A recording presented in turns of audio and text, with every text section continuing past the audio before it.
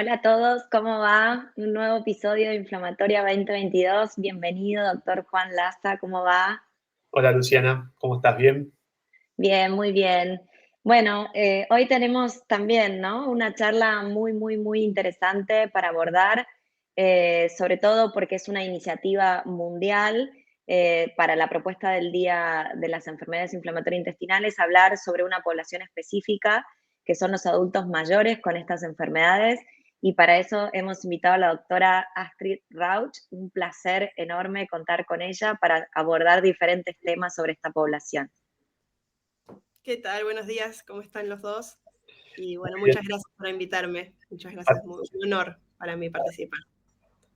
para quienes no conozcan a la doctora Rauch, ella es médica gastroenteróloga, especialista en enfermedades inflamatorias intestinales del grupo de tratamiento de enfermedades inflamatorias intestinales del Hospital Británico y además es miembro de las comisiones directivas tanto de GADECU como de la Sociedad Argentina de Gastroenterología, así que para nosotros es un honor y un gustazo que estés acá hoy, Astrid, charlando con nosotros. Gracias a ustedes. Y hablando además, como decía Luciana, de un tema que, digamos, es un tema muy interesante. Sabemos que y de hecho nosotros los médicos le damos mucho énfasis y mucho foco a lo que es el manejo de las enfermedades inflamatorias en su primer pico de incidencia, que es en la adolescencia tal vez, o en la segunda década de la vida, pero hay un segundo pico de incidencia donde se ven muchos casos de diagnóstico, que es en la etapa del adulto mayor. Entonces, queríamos preguntarte, Astrid, qué peculiaridades tiene la evolución de las enfermedades inflamatorias intestinales en el contexto del diagnóstico en esa etapa de la vida. Bien, bueno, muchas gracias por la invitación. Y este tema me parece súper importante porque justamente como no es el mayor pico de incidencia, pareciera como que no ocurriera, que esto no fue una enfermedad que fuera a ocurrir en adultos mayores, y la realidad es que sí, ocurre y mucho, y hay que tenerlo muy en cuenta porque ser adulto mayor es como ser un pediátrico, no es un adulto común. Es un adulto con sus particularidades, con su metabolismo distinto, con su grasa corporal distinta, con su medicación crónica, con otra etapa de la vida, con otro pensamiento. Es otro tipo de individuo. Y adulto mayor, para definirlo, es mayor de 60 años, o sea que entra mucha cantidad de población, y es el segundo pico de incidencia de enfermedad inflamatoria intestinal. Es mucho más frecuente en jóvenes, pero es un segundo pico de incidencia muy frecuente, y hay que diferenciar lo que es el diagnóstico en esta edad del paciente que era adulto y evolucionó su enfermedad hasta ser adulto mayor. Es otro tipo de cosas, porque no es igual. El adulto mayor que debuta con su enfermedad inflamatoria intestinal después de los 60 años tiene unas características un poco distintas al joven. Tiende a ser, en lo que es la colitis ulcerosa, una colitis quizás más extensa o más izquierda, no tanto rectitis, que es mucho más típico de presentación en los jóvenes, y tiende a ser más moderada, no suele ser tan severa en el inicio, en el debut. Lo que sí tiene habitualmente, y que está muy descrito, es que, y sobre todo en la enfermedad de Crohn, quizás que tiene otras particularidades la enfermedad en sí, tiene un poco más de retraso en el diagnóstico, porque justamente los médicos no la esperamos como enfermedad en un adulto mayor, la esperamos más en los jóvenes, y quizás tardamos un poco más en diagnosticarla porque no la pensamos primero. Entonces, como que podemos tardar. ¿Y por qué digo en el Crohn especialmente? Porque el Crohn no siempre va a tener afectación del colon. Entonces, quizás con una colonoscopia normal, donde llego a mirar solamente el colon y no hay enfermedad, digo, entonces acá esta diarrea no es un intestino irritable, punto. Y no Claro. tiene más nada. Y quizás la enfermedad está un poco más arriba. Entonces, tiene estas particularidades, un diagnóstico quizás un poco más retrasado, pero a la vez es un poco más benigna, si uno quiere, en las manifestaciones clínicas. Lo que sí tiene, por ser un adulto mayor y con otro tipo de metabolismo, tiene más riesgo de progresar a cáncer, porque estamos en una etapa de pacientes que tienen más riesgo per se de cáncer. Estamos hablando específicamente de cáncer de colon, porque entre los 50 y los 75 años todo el mundo eleva su riesgo de cáncer de colon. Entonces, en un paciente que agrega una enfermedad inflamatoria intestinal, empieza a aumentar un poco más ese riesgo de cáncer de colon. Siempre hablando de la enfermedad inflamatoria intestinal no controlada y que progresa en el tiempo. Ese paciente va a tener más riesgo de enfermedad oncológica, de cáncer, y por supuesto va a tener más riesgo de cirugías, de requerimientos de cirugías para controlar la enfermedad. Por eso es tan importante detectarlas a tiempo, que los pacientes conozcan los síntomas. Las campañas estas son importantes para esto, para que tanto los pacientes puedan reconocer los síntomas iniciales para poder hacer la consulta, y para los médicos conocer también cuáles son estos síntomas y poder tomar herramientas a tiempo para cambiar esta historia natural de la enfermedad, diagnosticarla a tiempo y utilizar los tratamientos que hay disponibles a tiempo y con mayor efectividad, que eso es lo que buscamos de los tratamientos. Astrid, me estoy conteniendo porque tengo como muchas preguntas para hacerte, diste como todo un abanico de situaciones Vamos. y sobre todo también ahí nosotros en la fundación recibimos muchas consultas de los familiares, de los hijos, de las mujeres, de los esposos, ¿no? De cómo poder ayudar. Pero antes de entrar en todo eso, me parece que una de las preguntas básicas en esto es, en esta población de más de 60 años, ¿cuáles son esas características que hay que considerar para sospechar de que se trata de una enfermedad inflamatoria intestinal? Porque vos lo acabas de poner de relieve como algo importantísimo para llegar a tiempo a ese diagnóstico, si es que esos síntomas son distintos a esta otra población más joven. Empiezo por esa. Bien, los síntomas son en realidad similares. Habitualmente es la diarrea, es el común entre las dos enfermedades. La diarrea de la colitis ulcerosa, de todo lo que sea afectación de colon, la colitis ulcerosa o enfermedad de Crohn, va a ser una diarrea que habitualmente está acompañada con sangre, ¿sí? Entonces es diarrea con sangre. Puede producir dolor abdominal en concomitancia. Puede producir pérdida de peso, específicamente, y son pérdidas de peso groseras. No estamos hablando de 2, 3 kilos porque dejé de comer, porque me duele la barriga, sino más de 5 kilos, como que es algo importante. Y suele ser síntomas que son progresivos y de lenta, digamos, insidiosos. Empiezan de a poco y se van como sumando, ¿sí?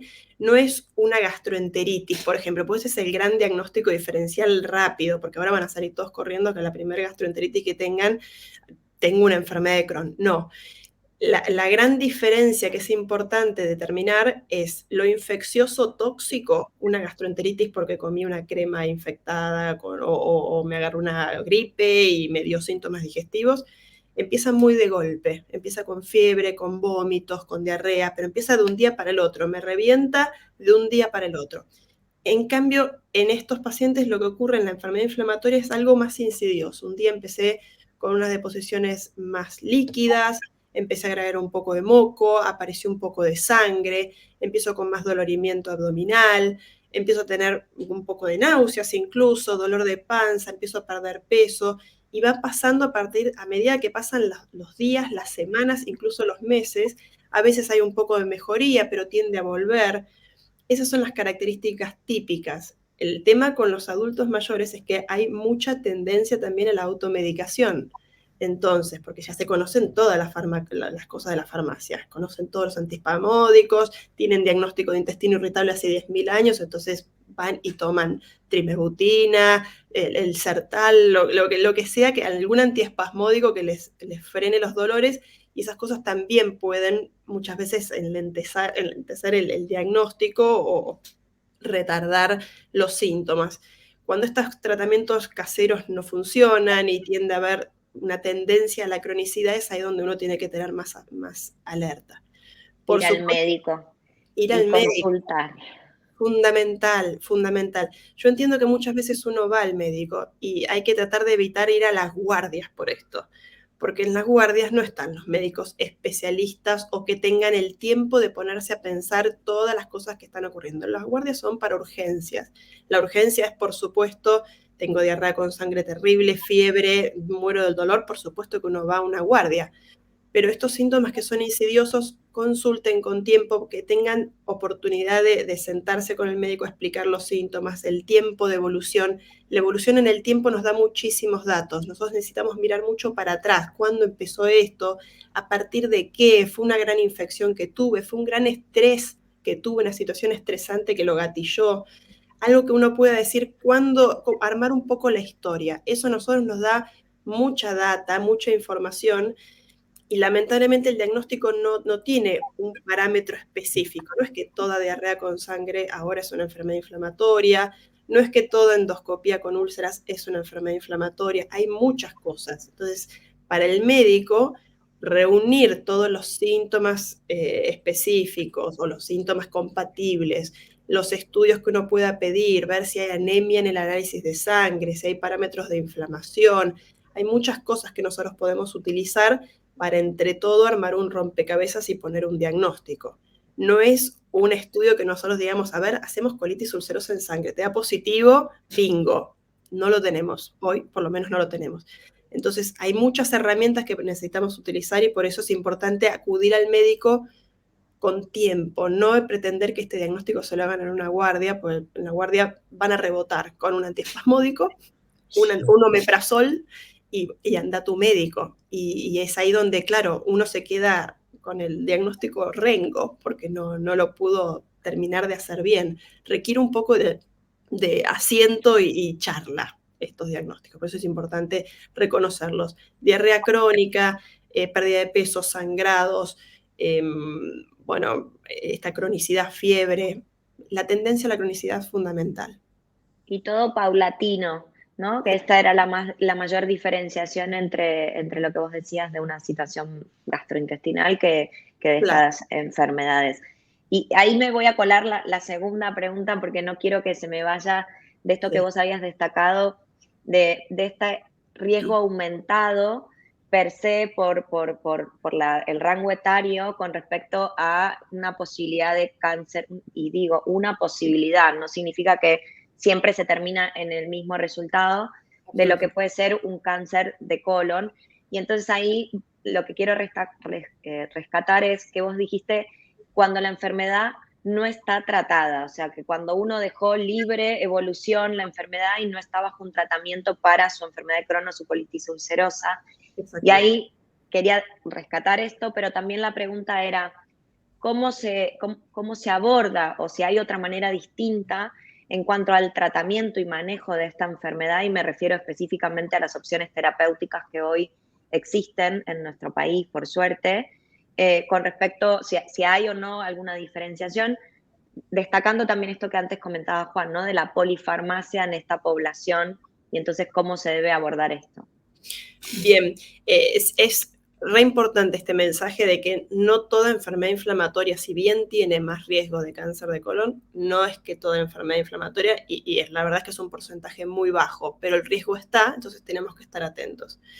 El cáncer de colon en la enfermedad inflamatoria intestinal está sobre todo aumentada en pacientes que tengan enfermedad de colon, por eso un Crohn de intestino delgado no tiene tanta elevación, sí un Crohn de colon, pero en la medida que haya inflamación crónica no tratada, no resuelta o no controlada, ¿sí? Esos son los pacientes que con los años, y está estudiado, a partir de los 8 años de enfermedad que no está bien controlada, es cuando uno empieza a tener mayor riesgo, empieza a aumentar paulatinamente el porcentaje de riesgo de tener cáncer de colon. Por eso tenemos que hacer controles y ir mirando con la colonoscopía también.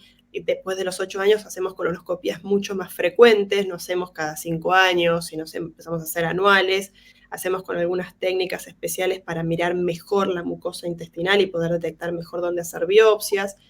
Y si detectamos que hay displasias de alto grado, así es como se llaman las lesiones que ya son preneoplásicas, ya tenemos mucha más atención, pero si encontramos tumor, la particularidad que tienen los tumores de la enfermedad inflamatoria intestinal es que si bien se pueden encontrar en un solo segmento, pueden generar lo que se llaman sincrónicos, tumores sincrónicos en el mismo órgano. Entonces, hacer una cirugía como se haría en un paciente oncológico habitual que no tiene una enfermedad inflamatoria intestinal sería sacar un segmento del colon donde está el tumor, ¿sí? Si la cirugía es la curativa.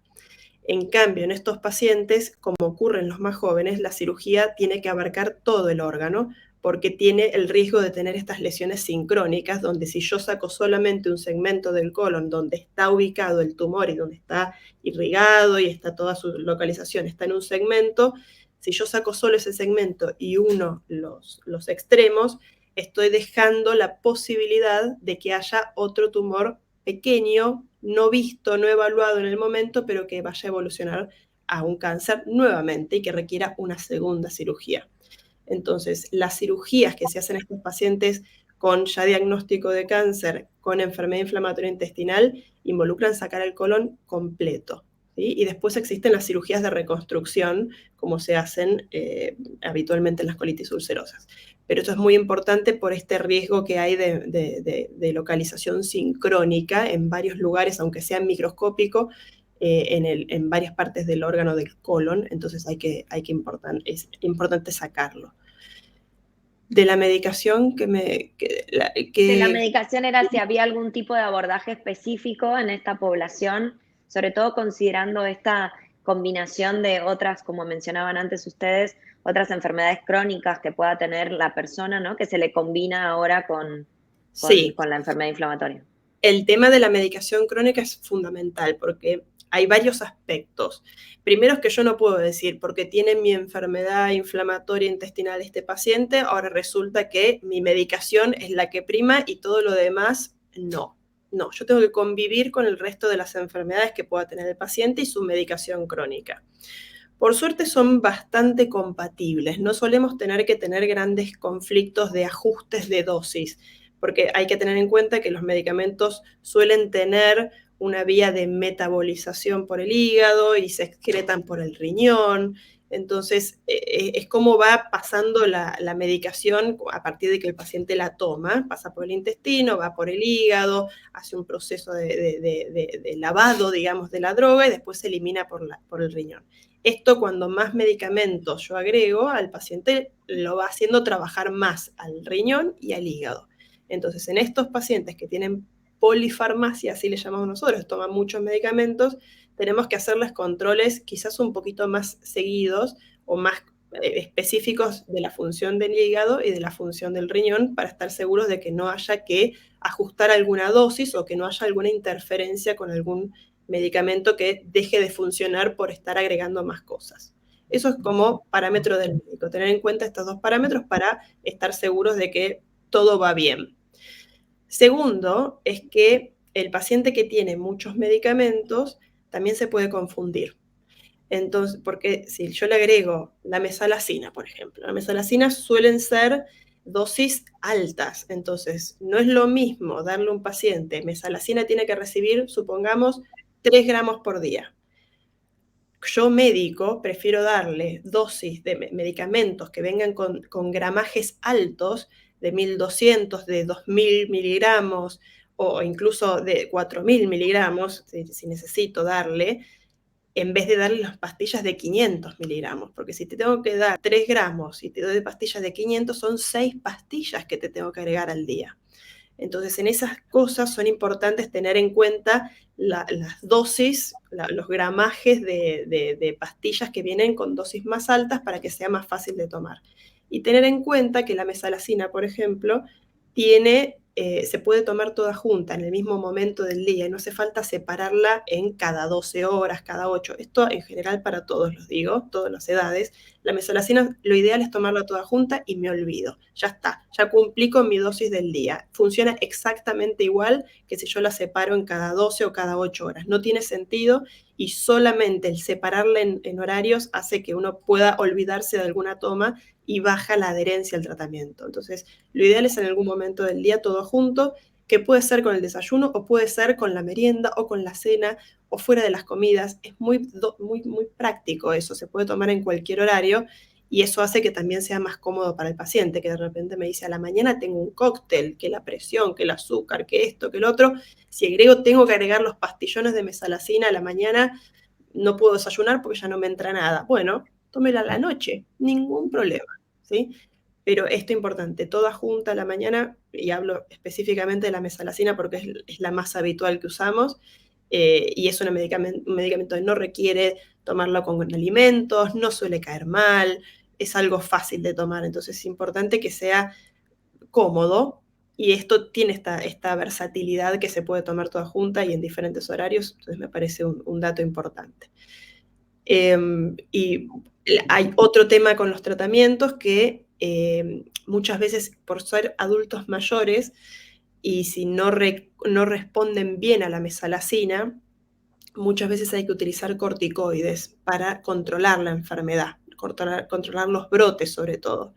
Es muy importante que los corticoides se utilicen en dosis no muy altas, pero sobre todo no prolongadas en el tiempo, que las corticoides nunca sean tratamientos de mantenimiento y siempre sean puente a algo, o a optimizar el tratamiento, a escalarlo a lo que necesite, eventualmente un biológico, y sin tenerle miedo a poner un biológico si realmente no está respondiendo a la mesalacina y estoy necesitando los corticoides. Los biológicos hoy en día, que son otro tipo de otra generación de fármacos, hay fármacos, están los clásicos, el clásico biológico que son los anti-TNFs, el infliximab, el adalimumab, el golimumab, el certolizumab, que son los primeros que salieron, que tienen un riesgo de infecciones un poco más elevados. Entonces, hoy por suerte tenemos nuevos biológicos que son más seguros, el vedolizumab, el ustekinumab, que también se pueden utilizar con más seguridad, con menos riesgos de infecciones. Entonces también los médicos tenemos un poco más de opciones para tratar con drogas más seguras a nuestros pacientes adultos, y eso se tiene que utilizar también cuando tiene los criterios de hacerse, porque realmente son drogas seguras, son efectivas, y es mucho más efectivo y más seguro este tipo de biológicos que continuar constantemente con corticoides y todos los efectos adversos que traen los corticoides, más aún en un adulto mayor, riesgo de fracturas, riesgos de infecciones, también los corticoides tienen muchísimo riesgo de infección. Entonces, a largo plazo, un corticoide puede ser mucho más deleterio que un buen biológico puesto a tiempo y siendo efectivo. Y los biológicos suelen ser de uso parenteral, o sea, o se inyectan o se infunden por vena, y eso quita pastillita constante. Entonces, bueno, todo tiene sus pros y sus contras. Quiero desmitificar el hecho de que, uy, llegó un biológico, estoy para atrás o no me queda otra opción. No, sí, quedan opciones y se pueden utilizar con muy buena seguridad en los adultos mayores. Sí, creo que lo que vos decías, Astrid, es un tema importante a destacar. El cómo la relación, digamos, entre el médico y el paciente como para tratar de llegar a un acuerdo en cómo hacer la vida, el día a día más fácil a la hora de tomar medicaciones, ¿no? O sea, como que uno dice, bueno, no, o sea, sin dejar de contemplar todo lo que uno pueda llegar a requerir por otro tipo de condiciones, cómo tratar de hacerle la vida más fácil, porque esto va de la mano de la mejor adherencia al tratamiento y de una mayor posibilidad de éxito, ¿no? Del tratamiento que instauremos. Seguro. Y hay un tema no menor, que es que hay veces que uno trata directamente con el adulto mayor y que es independiente y que maneja toda su medicación y no tiene problemas. Pero hay veces que uno tiene que tratar como médico con el cuidador, que Claro. puede ser un hijo, un conviviente, un esposo o esposa, o puede ser un cuidador externo. Y es muy importante ese vínculo también, porque hay que enseñar a estas cosas, a cómo dar la medicación, a qué hacer si no la tolera, no tolera tomar pastillas, no puede tragar pastillas, ocurre mucho que no puedan tragar las pastillas. Bueno, vienen formulaciones de gránulos que son más fáciles para tomar, que no se disuelven en agua, sino que se ponen en la boca y se tragan y pasan perfectamente, y es mucho más sencillo que una pastilla. Todas estas cosas se tienen que identificar al momento de dar el tratamiento para poder, lo tiene que decir un poco el paciente, sepan que la mesalazina es grandota, las pastillas suelen ser pastillas grandes y no se pueden partir. Esto es re importante. Primero que no van a poder porque tienen unas cápsulas que son imposibles de partir. Son Pero si inviolables. traen una moladora y la tratan de partir, bueno, eso le quita efectividad a la pastilla, porque la pastilla lo que tiene es una cubierta que hace que esa pastilla llegue intacta hasta donde tiene que actuar, que es en el colon. Entonces, si yo la parto y hago que se empiece a liberar antes la medicación, porque va abierta, pierdo efectividad del tratamiento. Entonces es re importante esto también, explicar cómo tiene que tomarse la medicación y qué pasa si no la puedo tragar. Perfecto, pasa, muchas veces pasa que uno no la puede tragar sin ser adultos, adultos mayores. A gente joven también le pasa. Bueno, existen las formulaciones en granulados, sobres granulados, y se puede perfectamente tomar de esa manera. Pero tener estas charlas y con el cuidador o con el adulto mayor, o con ambos en realidad, es súper importante. Esto de definir en qué horario del día uno lo va a tomar, para que quede cómodo, ir probando, ir consultando con el médico, así me fue mejor, así me fue peor, importantísimo. Porque pasa mucho esto, no pude tomar la medicación o me la olvido, pues la tengo repartida en el día y se me junta con otras cosas y ya después me olvidé. Entonces uno empieza a perder esa adherencia al tratamiento y uno puede perder la efectividad de esa droga y perder el efecto de la droga simplemente porque está mal administrada, pues no la puedo tomar como corresponde y pensar que no está haciendo efecto la mesalazina, pero en realidad es porque no me llega, porque estoy tomando un poco mal, deficiente, la parto, se me pierde antes.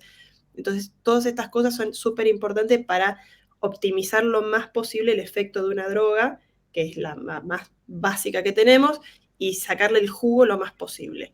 Y esto hay que irlo charlando con los médicos y con el paciente, tratando de detectar realmente que se esté tomando bien, que se esté tolerando y que no tenga complicaciones. Perfecto. Yo te agradezco en nombre de todos los familiares y de ese entorno del paciente por rescatar esto que decís, Astrid, incluso estás invitando a que sean parte activa, ¿no? de esa consulta, Sí. porque nosotros recibimos muchas veces, ¿no? Incluso la parte del desconocimiento del acompañante de ese paciente, de la ansiedad, de toda esta cuestión emotiva, de que por supuesto uno quiere ver bien a su familiar, ni hablar cuando estamos hablando de un padre, de una madre, ¿no? Entonces, hay como toda una situación también ahí muy importante y vos ahora lo estás rescatando como parte del proceso, ¿no? Absolutamente. De la consulta. Estas son enfermedades que afectan a la familia entera, no es solamente el paciente, afecta mucho a la familia y muchas veces genera muchos conflictos internos porque está el cuidado y el que quiere cuidar, y el cuidado no quiere molestar, entonces no quiere que se metan, entonces se enoja, y si le insisten me enojo más, y el cuidador quiere que el otro esté mejor y quiere ser parte de la solución muchas veces, entonces insiste y se enoja porque el otro no responde y no logran entrar en una sintonía. Ahí es donde el médico puede tratar de, identificando esta situación, tratar de mediar para que la cosa vaya en el mismo rumbo. Ambos quieren que uno esté bien y que el otro esté mejor, y que la cosa fluya. Entonces, identificar estos pequeños conflictos hacen que uno entienda mejor y que busque soluciones que puedan ir en conjunto. Esto es cuestión de comunicación, que es el gran defecto de la humanidad, la comunicación. Cuando uno entra en sintonía y entiende cuáles son las necesidades de uno, cuáles son las dificultades, dónde puedo ayudar, dónde puedo actuar, todo confluye para que vaya todo mejor para todos. La idea es no pelear, es que logremos que la cosa funcione entre todos, ideal, como un equipo, porque esto suena algo que afecta a todos. El familiar, el cuidador, se ve muy afectado también porque lo quiere al paciente, básicamente, y lo quiere ver bien. Entonces, cuando ve que la cosa no va, también se angustia y hay que tenerlo en cuenta porque es parte de que todo esté mejor. Sí. Seguro. Totalmente. Juan, Entonces, ¿tenés alguna otra pregunta? Yo tengo solo una final. No, por mí, Que, de vos la pregunta, Luciana. que tiene que ver con el futuro, con la investigación, con la investigación clínica, incluso en esta población. Preguntarte nada, cómo lo ves, ¿no? Como un rango etario, como bien decías, es un segundo pico, con lo cual es esperable, si bien hiciste la diferenciación entre quien debuta a esta edad y quien, nada, por el progreso de los años llega, ¿no?, a la vida adulta con un diagnóstico. ¿Cómo Sí. ves en cuanto a todo el conocimiento de, bueno, las sociedades internacionales y demás, ese futuro para esta población? Yo creo que el futuro es bueno, o espero por lo menos. Yo creo que en la medida que haya más conocimiento a todo nivel, cuando los médicos conocen mejor la enfermedad, diagnostican más rápido, cuando los pacientes conocen la enfermedad, consultan antes y tienen diagnósticos más precoces, y siempre cuando uno tiene un diagnóstico precoz, logra tener tratamientos y conductas que modifican la historia natural de la enfermedad. Es lo que nosotros llamamos ventana de oportunidad. Por eso es algo que tenemos que estar preparados, porque el adulto mayor cada vez va a ser más mayor, siempre van a empezar a los 60, pero estamos teniendo cada vez más longevidad. Entonces vamos a empezar a tener más debut de enfermedad en adultos mayores y vamos a tener más pacientes que están llegando y pasando los 60 años y llevan su enfermedad a la adultez mayor. Entonces es algo que se va a ver más frecuente. Hay muchos tratamientos nuevos, hay muchos mejores criterios de control, cada vez somos más exquisitos con las metas que buscamos con los medicamentos, tratamos de lograr la curación de la mucosa intestinal y estamos muy atrás de eso, y en la medida que nos vamos informando y que vamos conociendo mejor la enfermedad, nos vamos poniendo más a tono. En Argentina tenemos infinidad de médicos con muchísima experiencia. Hay mucho médico que hace enfermedades inflamatorias, así como no es que todos los gastroenterólogos van a conocer en profundidad la enfermedad inflamatoria intestinal. Es una enfermedad infrecuente. No se enojen con los gastroenterólogos anteriores que no les hayan hecho el diagnóstico, porque es difícil muchas veces hacerlo, pero es cuestión de buscar un médico gastroenterólogo que los lleve bien y si conoce de la enfermedad y los puede orientar y tratar con los medicamentos que hay, van a andar muy bien, y creo que el futuro, hay trabajos clínicos con muchas nuevas drogas, cada vez son más seguras, y en eso creo que tenemos un futuro muy, muy bueno, y hay mucha investigación en el país, así que creo que tenemos un buen futuro por delante para nuestros adultos mayores y para toda nuestra población, creo, con enfermedad inflamatoria. Qué bueno, Buenísimo. sí. Bueno, Astrid, de mi parte agradecerte, la verdad que fuiste súper clara, es un tema muy, muy importante y así que ha sido más que sobresaliente la charla que tuvimos, así que te agradezco. Por favor, un placer enorme para mí, y les agradezco siempre, Luciana, con tu fundación, que trabajes tanto por esta difusión y por ayudar a nuestros pacientes que te necesitan tanto, a vos y a todo tu equipo, que es espectacular lo que hacen. Así que muchísimas gracias desde la comunidad médica, que nosotros hacemos mucho. Vayan a la Fundación si quieren saber un poco más. Necesitan ayuda, vayan a Fundación Más Vida. Nosotros nos apoyamos mucho también en ustedes, así que creo que es un ida y vuelta muy, muy lindo que tenemos, y te agradecemos mucho desde nuestra comunidad médica. Bueno, te agradezco las palabras, Astrid. A mí me encanta que los pacientes lleguen, cuando les pregunto cómo llegaron a nosotros, me dijo mi médico que ustedes podían ayudar, así que esa es la mejor referencia, y obviamente muy comprometidos en colaborar, en poder llevar información al paciente, de la contención, ¿no?, de guiarlos en este desafío de la vida con enfermedad de Crohn, colitis ulcerosa, colitis indeterminada. Así que nosotros también agradecidos y formalmente, públicamente a toda su comunidad médica, y especialmente a vos que hayas dispuesto de este momento para compartir con nosotros.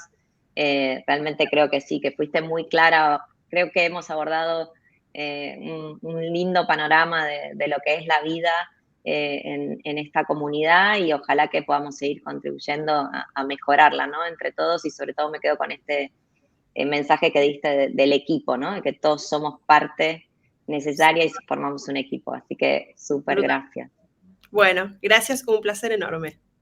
Juan, agradecidísima también por paciencia, por tus aportes. La verdad que tenerte moderando es un placer enorme y has contribuido, has potenciado este espacio, así que gracias también a vos. No, gracias a vos, Luciana, y bueno, nos veremos en el próximo encuentro. Seguro que sí. Gracias. Un saludo a todos. Adiós. Cariños, gracias.